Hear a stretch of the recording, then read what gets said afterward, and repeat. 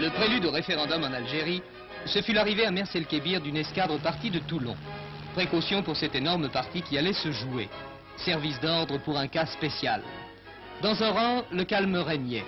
Calme plat, seulement traversé de patrouilles, mais dont le sens profond se manifestait chez les Européens par le refus. Oran, comme Alger, voterait non.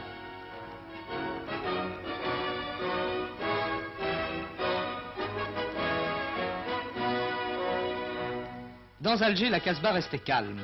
Mais si les éléments français refusaient le oui, les musulmans observaient une réserve absolue. Suite des consignes d'abstention du FLN peut-être, la population arabe ne bougea pas de ses ruelles pour aller voter. Tout au plus, de rares électeurs passèrent-ils les portes des bureaux de vote.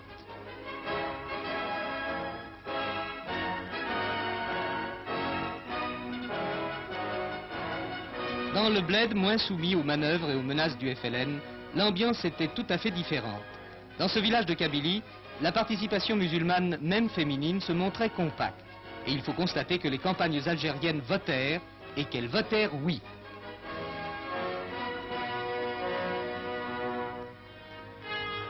Dans le bled oranais, même affluence.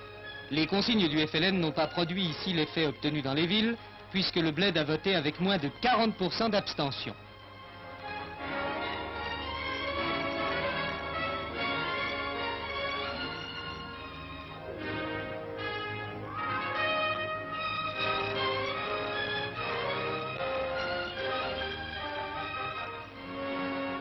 En France, le corps électoral a fait son devoir, moins largement sans doute qu'au dernier référendum, mais plus massivement que ne le prévoyaient les augures.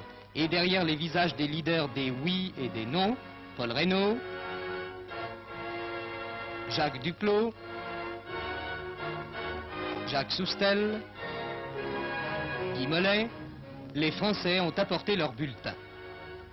Tout comme eux, à Colombey-les-Deux-Églises, le président de la République est allé lui aussi glisser son bulletin dans l'urne avec les 185 autres électeurs de son village. Détail, à Colombey, il y a un non. Toute la nuit, le ministère de l'Intérieur a publié les résultats de la journée, dont la leçon devait être tirée pour les journalistes par le ministre de l'Information, M. Ternoire. En métropole, plus de 75% des votants, en Algérie 68% des votants avaient dit oui. Le oui franc et massif demandé par le général de Gaulle pour construire l'avenir.